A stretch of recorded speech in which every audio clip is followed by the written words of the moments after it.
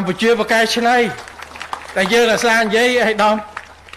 ជប៉ុនធ្វើម៉ូតូជិះបានតែ3នាក់យ៉ាងច្រើនកម្ពុជាឆ្នៃជិះបាន20នាក់អាដំហើយអត់យល់ទេដាក់តែលម៉កមួយបាន20នាក់ឥឡូវផែ capacity តែ50,000យើងធ្វើបានចិត្តដល់80,000ទាញអស់សក្តានុពល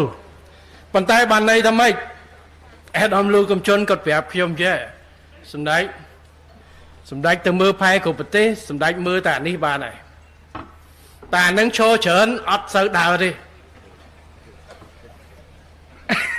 អេអានេះអាសម្រាប់លើក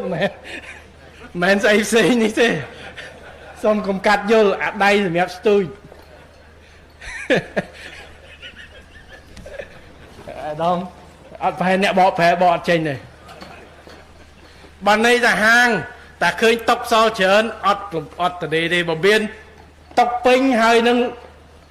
តកតុយគ្នានឹងហើយដាច់នៅយើងផែតូចប៉ុន្តែអាដៃលើកនឹងវាអត់ឈរ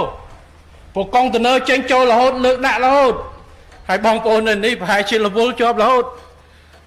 អាហ្នឹង70,000 80,000ផងឥឡូវលើឲ្យដល់ពេលពនាថា2009ចូល2លានកុងតឺន័រកាន់តែរវល់ទៀតហើយ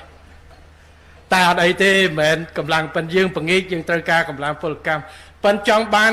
ផែយើងកាន់តែរវល់ឬមួយក៏មិនសូវរវល់ខ្ញុំសូមសួរអ្នកធ្វើការ